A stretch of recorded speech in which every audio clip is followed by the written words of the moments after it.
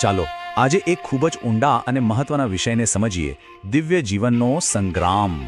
આ વિષયના મૂળ સુધી પહોંચવા માટે એક સીધો સાદો પણ કદાચ થોડો ચોંકાવનારો સવાલ મનમાં આવે: શું આપણું જીવન ખરેખર એક યુદ્ધ જેવું છે?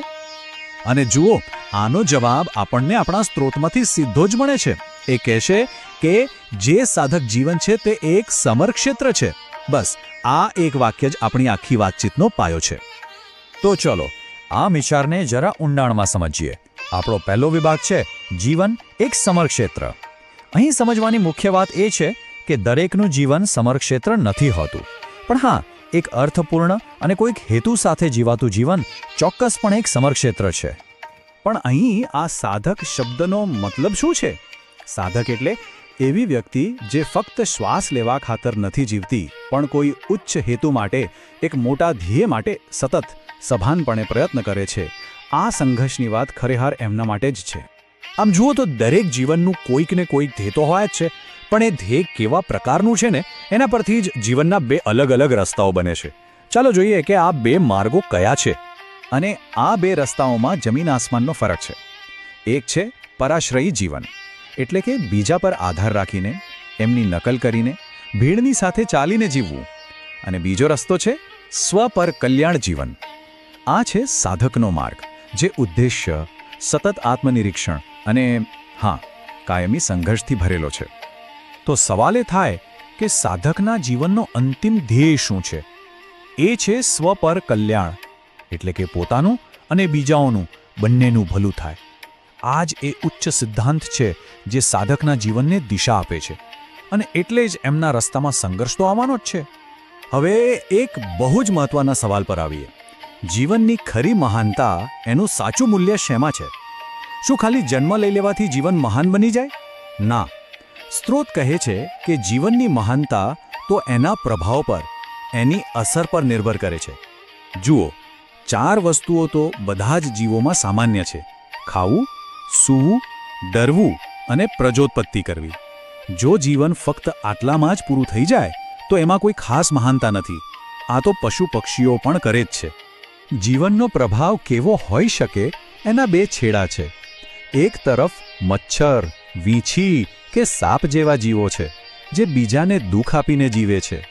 તો બીજી તરફ ગાય, ઘોડા, બળદ જેવા જીવો છે જેઓ બીજાની સેવા કરીને, બીજાને સુખ આપીને જીવે છે.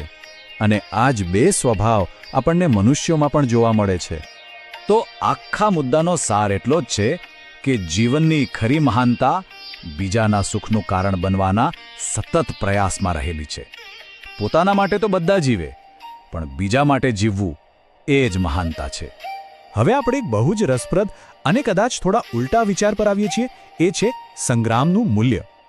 અહીં આપણે એ સમજવાનો પ્રયત્ન કરીશું કે સંઘર્ષ ફક્ત જરૂરી કેમ નથી, પણ એ મૂલ્યવાન કેમ છે. પણ એ સમજતા પહેલાં જરા વિચારીએ, શું નિષ્ફળતા હંમેશા ખરાબ જ હોય છે? અને શું વગર મહેનતે મળેલી સફળતા હંમેશા સારી જ હોય? ચાલો જોઈએ કે સ્ત્રોત આ વિશે શું કહે છે. અને આ રહ્યું એ વાક્ય જે આખી વાતને એક નવો જ દૃષ્ટિકોણ આપે છે. આકસ્મિક લાભ કરતાં સપ્રયાસ હાનિ શ્રેષ્ઠ છે. એટલે કે મહેનત કરીને હારવું એ વગર મહેનતે મળેલા ફાયદા કરતાં પણ વધુ સારું છે. ખરેખર વિચારવા જેવી વાત છે. પણ આવું કેમ? કારણ કે અચાનક મળેલો લાભ વ્યક્તિને પ્રમાદી, એટલે કે આળસુ અને બેદરકાર બનાવી દે છે. જ્યારે ખૂબ પ્રયત્નો કર્યા પછી મળેલી હાર એ જીવનમાં જાગૃતિ લાવે છે, આપણને વધુ મજબૂત બનાવે છે અને વિકાસ તરફ લઈ જાય છે. સાચા અર્થમાં સંઘર્ષ જ આપણું ઘડતર કરે છે. અને આ વાત ખાલી કોઈ એક વ્યક્તિને જ લાગુ નથી પડતી. સ્ત્રોત આ જ સિદ્ધાંતને આખા દેશના સ્તરે પણ જુએ છે. ચાલો આ રાષ્ટ્રીય દ્રષ્ટાંત પર એક નજર કરીએ. સ્ત્રોત મુજબ ભારતને જે આઝાદી મળી એમાં જોઈએ એટલો સંઘર્ષ અને બલિદાન નહોતા, જેની અસર એ થઈ કે પ્રજા પ્રમાદી અને સ્વાર્થી બની ગઈ. એની સામે જ જર્મની અને જાપાન જેવા દેશો જુઓ, ભયંકર વિનાશ અને સંઘર્ષ પછી તે ઊભા થયા છે. આ જ કારણે એમના લોકોમાં જાગૃતિ, ઉત્સાહ અને આત્મનિર્ભરતા જેવા ગુણો સ્પષ્ટપણે દેખાય છે. તો આટલી બધી ચર્ચા પછી હવે આપણે આખા વિષયના સાર પર આવીએ છીએ. આખરે આ દિવ્ય જીવનનો સાર છે શું? અને અહીંયા જ સૌથી મોટી વાત છુપાયેલી છે. જે જીવન સંગ્રામ છે ને, એ કોઈ દિવ્ય જીવનના રસ્તામાં આવતી અડચણ નથી. હકીકતમાં એ જ દિવ્ય જીવનને બનાવવાની પ્રક્રિયા છે. મંઝિલ પર પહોંચવા કરતાં પણ વધુ મહત્વનું છે એ મુસાફરીમાં સામેલ થવું. તો સાધકના માર્ગે ચાલવા માટે આ 4 પગલાંને અનુસરી શકાય છે.